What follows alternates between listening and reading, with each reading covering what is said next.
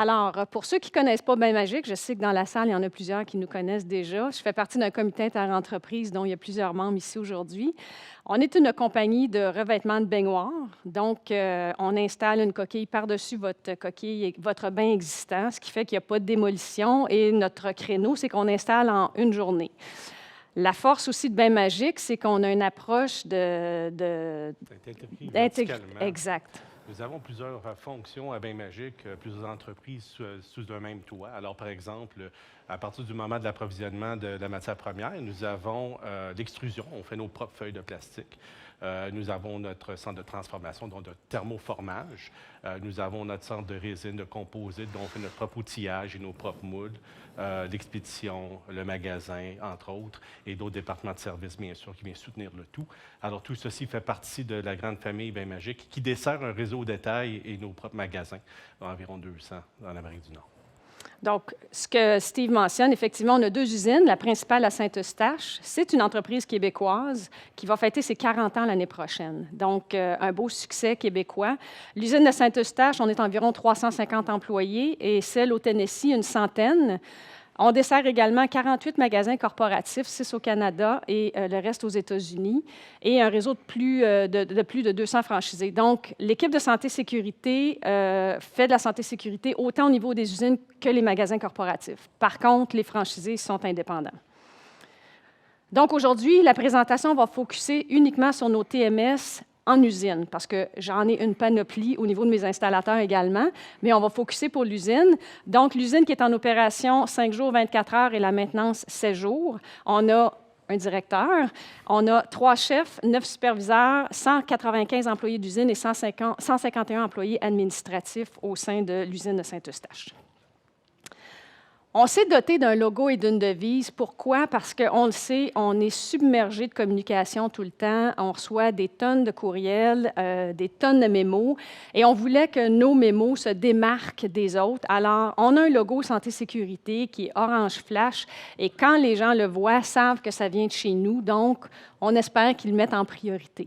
Donc, on a un logo et on a une devise également. Je vais vous présenter un petit peu plus tard une base de données qu'on a achetée cette année, sur lequel chaque employé peut avoir son propre tableau de bord. Alors, ce qu'on a fait, autant sur le tableau de bord des gestionnaires que des employés, on a mis la devise. Donc, pour la gestion, c'est notre plus grande récompense, c'est de savoir que vous rentrez à la maison en toute sécurité à tous les jours. Donc, ils voient ça constamment quand ils ouvrent leur tableau de bord. Et les employés ont le leur, qui est votre plus grande récompense, c'est de rentrer à la maison en toute sécurité à tous les jours. Alors, on espère que ça travaille un peu dans leur subconscient et que ça les aide à avoir des comportements un petit peu plus sécuritaires. Ce n'est pas une grande nouveauté. Je pense qu'on l'a vu dans plusieurs présentations hier.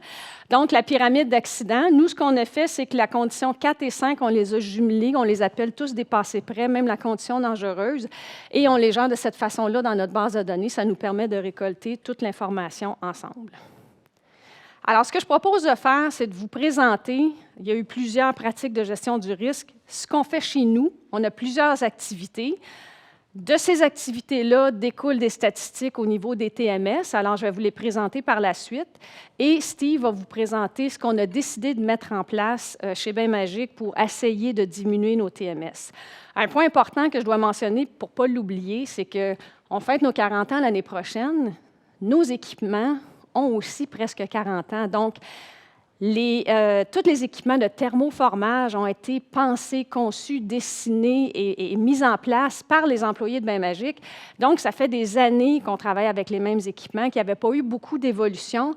Mais là, tranquillement, avec les changements au niveau de la main-d'œuvre, au changement aussi au niveau des conditions de travail, le milieu physique, bien, on s'en va vers d'autres équipements que Steve va vous présenter. Donc, on va les prendre un par un. Le plus 24, moins 24, c'est une activité qui se déroule à chaque début de quart de travail. Donc, l'équipe se réunit, regarde ce qu'il y a eu dans le dernier 24 heures. Est-ce qu'il y a eu des passés près, des premiers soins, des accidents importants qu'on devrait partager?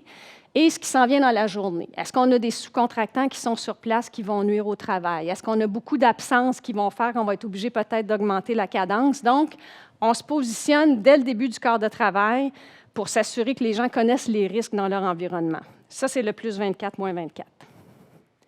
Les premiers soins. Alors, on en a toutes dans nos usines. On a toutes des trousses où les gens peuvent aller prendre les premiers soins ou les équipements qu'ils ont besoin. Nous, ce qu'on a fait, c'est qu'on a changé ça un petit peu cette année. On a encore les trousses partout pour les rendre facilement accessibles en cas d'urgence, mais les gens complétaient un premier soin, complétaient le livret, remettaient ça dans le livre, on le documentait une fois par mois, puis on essayait d'avoir des tendances là-dessus. Cette année, ce qu'on a dit, c'est que nos premiers soins sont aussi importants que nos accidents de travail. Donc, on veut en prendre connaissance immédiatement. Donc, on a un local d'infirmerie où on demande aux gens, c'est obligatoire, c'est un premier soin. Comme je vous dis, à moins que ce soit une urgence importante, il y a toujours une trousse disponible. Sinon, tout le monde doit se rendre à la salle de premier soin avec leur superviseur. Et là, selon la gravité du premier soin, on va déterminer est-ce qu'on fait une analyse de risque ou non. Ça a été très, très payant cette année parce qu'on s'est rendu compte qu'il y a beaucoup de premiers soins qu'on pouvait adresser. Je vous donne un exemple, les coupures d'acrylique. Chez nous, l'acrylique, c'est comme du papier. Ça coupe pareil comme quand on manipule des feuilles de papier. C'est pas normal qu'on sorte de l'usine mutilé partout sur les bras parce que, oui, c'est juste des premiers soins, mais ça a quand même un impact, là. Les gens sortaient avec des marques partout. Donc, en se positionnant et en disant c'est un risque important au niveau des premiers soins chez nous, faisons une analyse de risque, mais ça nous permet de corriger la situation avant d'arriver à la fin du mois ou à la fin du 6 mois où on décide de regarder nos statistiques. Donc, on est un peu plus proactif. Passez prêts, vous connaissez tous. Donc, même chose pour les passés prêts. En 2022, on en a eu 824 de documentés. Donc, on regarde, on les analyse, on essaie de trouver des tendances. Et quand on a des passés prêts qui reviennent régulièrement, on les analyse plus spécifiquement, comme par exemple la circulation des piétons. Alors, chez nous, évidemment, au département d'expédition, beaucoup de cohabitation piétons et chariots élévateurs. C'est un problème. Fait que là, ça devient une analyse de risque plus poussée avec un plan d'action qui va suivre de cette analyse de risque-là. Analyse des causes, on l'appelle ça le SRCA. On travaille beaucoup aussi avec les Américains, donc le Safety Root Cause Analysis. Ça, on a mis un emphase spécifique sur le délai dans lequel il doit être produit. Donc, c'est dans les 24 heures suivant l'accident. Pour nous, c'est très important. On a un employé qui s'est blessé. Vous avez 24 heures pour faire l'analyse de cause.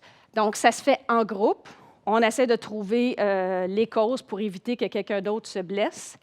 Et il y a plusieurs outils qui vont être utilisés lors de cette analyse-là. Donc, vous les connaissez tous, là, les arbres des causes, les grilles d'analyse de risque, le RK pour le comportement. Et tout le monde doit participer. Donc, le superviseur de l'employé lui-même, un membre du comité SST, le préventionniste et tout autre membre de l'organisation qu'on juge important d'inclure dans ce processus-là. Souvent, il va y avoir la maintenance si c'est une question de garde de sécurité ou d'équipement machine. Donc, tout le monde participe et on arrive après ça à déterminer quelles étaient les vraies causes de l'accident. Analyse de risque est une autre activité qu'on fait qui n'est pas ciblée vers un premier soin ou un accident de travail. C'est vraiment le superviseur, Steve, dans ses objectifs d'année, lui dit « Tu dois me faire au moins 2 analyses de risque dans ton département cette année. » Donc, avec son équipe, il va cibler la fonction, le procédé ou la machine qui est le plus à risque selon le superviseur ou son équipe. Et là, ils vont décider de faire une analyse de risque là-dessus. Ça fait partie de l'évaluation de performance et il y a un plan d'action qui va découler de cette analyse de risque-là.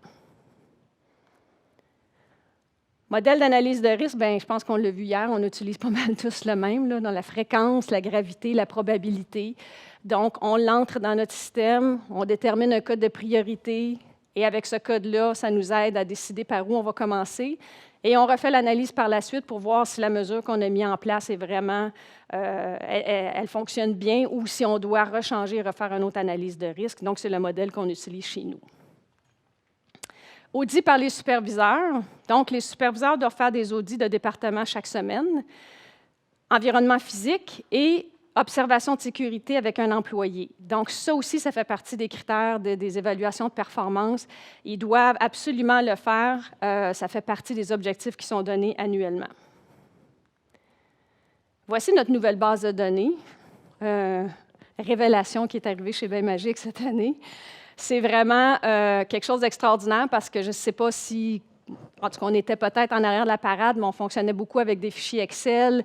On essayait d'avoir des données assez clair, mais ce n'était pas évident. J'ai des collègues aux États-Unis, donc de ramasser toutes ces données-là, puis même juste dans l'usine, d'essayer de rapatrier tout ça, ce n'était pas toujours évident.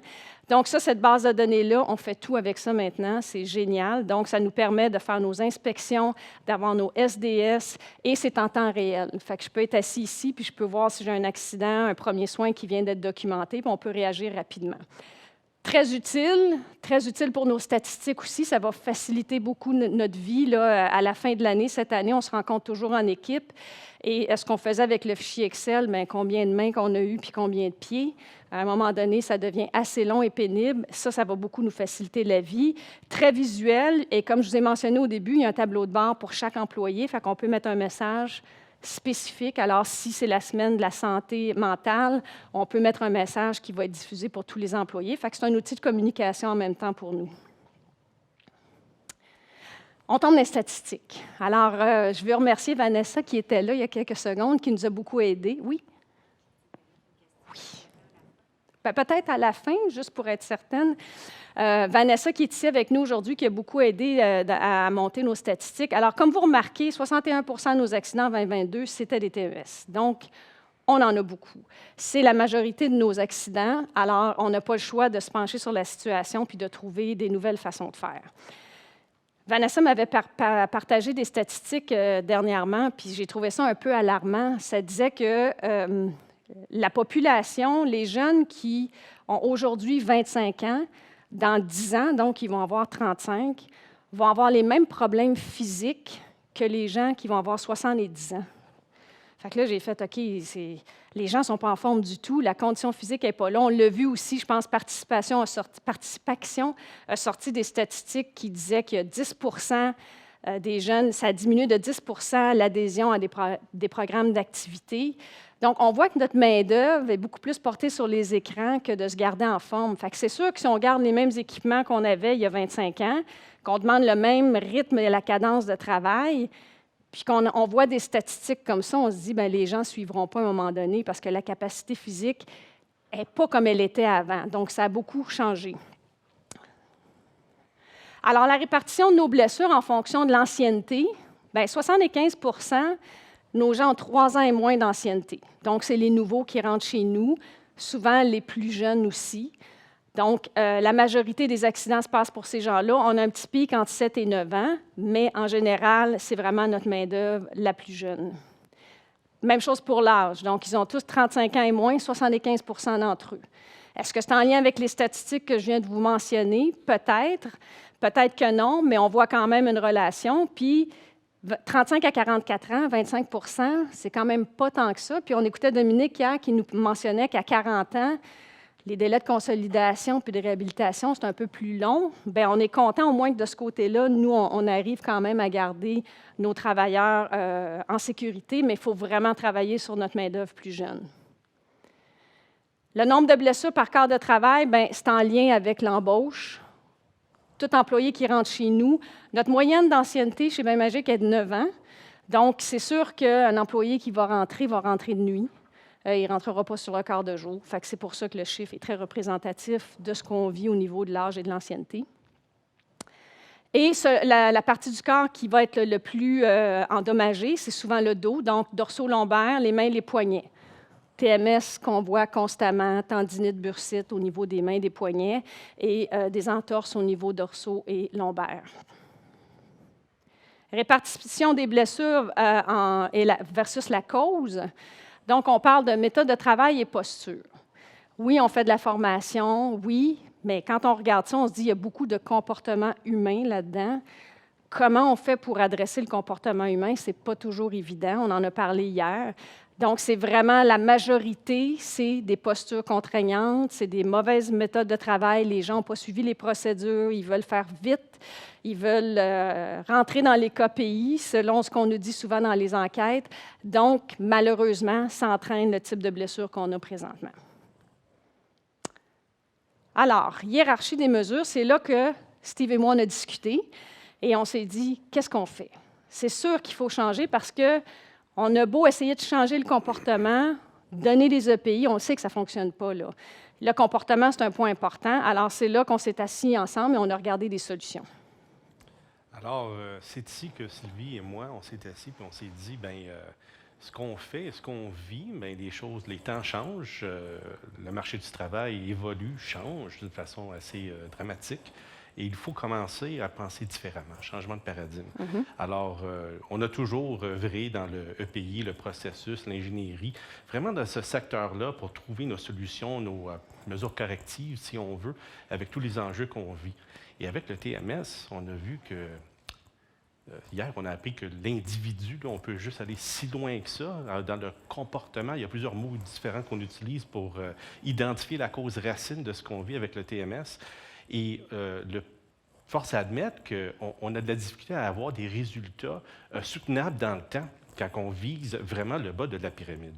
Alors, on a osé se mettre au défi comme équipe de leadership pour aller en haut de la pyramide et travailler l'élimination. Alors, dans le passé, on se disait que c'était un peu, des fois, utopique, c'est dispendieux, c'est difficile. Et notre réflexion a été que c'est incontournable et nécessaire. Alors, que doit-on faire? Qu'est-ce qu'on peut apprendre avec tout ceci? Alors, ce que je vais vous présenter maintenant, c'est notre approche, notre stratégie d'affaires, où est-ce qu'on a osé se mettre au défi d'aller dans une direction pas confortable et apprendre en équipe, vivre des succès et des échecs ensemble, et je vais vous partager tout ça dans les prochains moments. Alors, qu'est-ce qu'on a vécu? Nous, on a commencé avec notre base. Notre base, c'est quoi? C'est quoi nos forces? Quand on a fait l'analyse de ça, on a dit on est fort dans l'amélioration continue. C'est une belle base avec laquelle travailler. On devrait se baser sur ces méthodes de travail, cette façon de faire que nous avons pour instaurer le concept de l'automatisation, la numérisation et dire comment est-ce qu'on va aller avec des nouvelles machines, des nouveaux procédés. Bien, on va utiliser cette base qui est déjà assez mature chez nous pour faire progresser la conversation. Et pour nous, l'automatisation n'a jamais été pour faire la productivité. C'est un byproduct, c'est un second retour sur investissement, si on veut. C'était vraiment pour adresser des enjeux de TMS. Alors, tout ça faisait partie de notre plan stratégique. Alors, on va commencer avec un qu'on a essayé, on a commencé tout doux. Alors, hier, il y a quelqu'un qui a mentionné des exosquelettes, et oui, on a essayé ça dans notre usine, en sachant aucunement qu'est-ce que ça pourrait apporter comme valeur. On a eu des grands succès, des moments où est-ce que c'était moins performant. Ça n'a rien à voir avec la marque ou avec l'outil de travail. Ça a à voir avec, il fallait essayer quelque chose de différent, même si c'était différent, bizarre. Puis on a inclus nos opérateurs, nos travailleurs. On a 2 usines, on l'a fait essayer dans les 2 usines. Puis on a dit, qu'est-ce que vous en pensez? Puis on a fait un report out avec les employés. Qu'est-ce que vous voyez? Comment est-ce que vous vivez ça? Puis on a eu tous les pour, les contre, des vétérans, des nouveaux. Et on a, dans ce cas-ci particulier, ça n'a rien à voir avec le produit, encore une fois, mais on a décidé que ça n'a pas été concluant.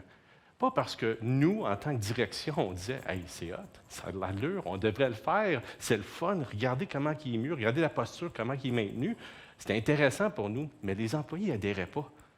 Et quand un employé, les travailleurs, les groupes n'adhèrent pas, est-ce que ça va fonctionner?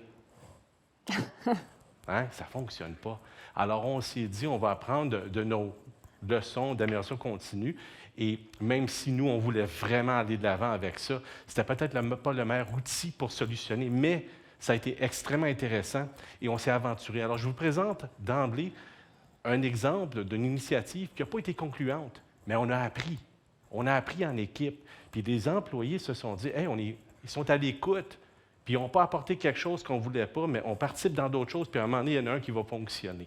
Alors, ça a apporté cette ambiance de travail pour commencer à paver le terrain pour les prochaines étapes.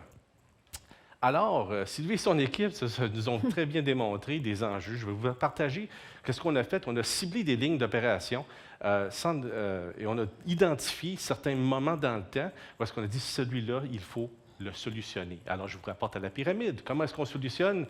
On change notre paradigme. Je n'ai pas dit que j'étais confortable. Je dis qu'on change notre paradigme et on s'en va vers le haut et l'élimination. Qu'est-ce que ça veut dire? Qu'est-ce qu'on peut faire? Dans ce cas-ci, nous avons, vous voyez bien le bras, l'humain, comment que la motion va être un enjeu TMS à venir. On le voit, on le sent, les employés le rapportent et on sait qu'il y a quelque chose à améliorer dans ce cas-ci. Dans cette cellule de production, il y a plus qu'un élément. Il y a non seulement comment que l'employé se doit d'être porté pour faire la découpe, nous avons aussi des éléments de prendre des morceaux, des jigs et des gabarits pour pouvoir bien travailler le tout, positionner le tout. Vous voyez le coude, vous voyez le bras, les épaules. Alors, toutes les sources de TMS que nous vivons et nous avons sont toutes dans cette cellule de production. On a fait une revue de l'ensemble de la situation. On a créé des nouvelles jigs pour solutionner le tout avec des ventouses et du vacuum, du système de vacuum pour enlever le besoin que l'employé mette une énergie prononcée là-dessus.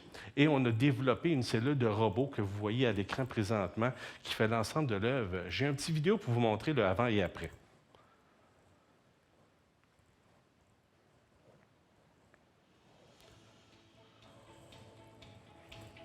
C'est le avant.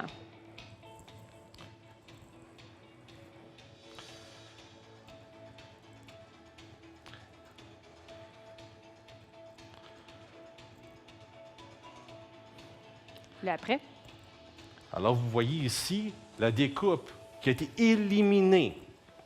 Le manuel a été éliminé. Les employés ont fait partie le développement de la cellule de travail que vous voyez ici. Ils ont changé le layout, l'environnement de travail pour faire venir ce nouveau robot et dire que c'est pour faciliter leur vie. Et les mêmes employés travaillent différemment, puis ils ont pu faire des tâches répétitives, des tâches qu'eux autres mêmes, ils pensaient que c'était ça la valeur qu'ils apportaient à leur poste et à leur organisation. Maintenant, ils font des choses qui ont beaucoup plus de plaisir à faire.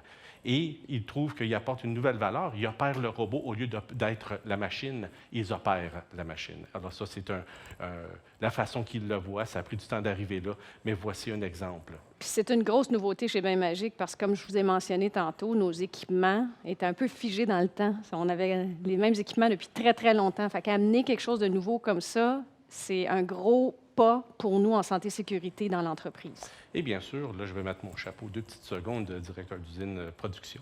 Et je vais vous mentionner que toutes les à côté viennent automatiquement de la productivité, la capacité. Mais on a mis l'emphase sur éliminer le TMS et on a bénéficié du reste au lieu de mettre l'emphase sur la production, la productivité, la capacité comme étant la ligne directrice. Alors, ce changement de paradigme a été difficile, mais on a appris beaucoup de choses et c'était extrêmement concluant.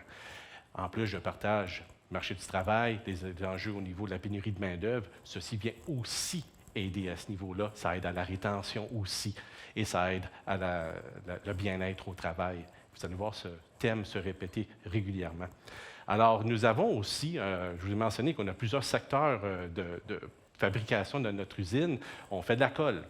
Dans notre cellule de fabrication de colle, nous avons un environnement où est-ce qu'un employé se doit de prendre des ciseaux, rester à l'indexeur, où est-ce que le rouleau se fait embobiner, et de découper manuellement ceci à une cadence où est-ce que le rouleau se fait produire à chaque minute et demie environ. Alors, des pauses, c'est difficile.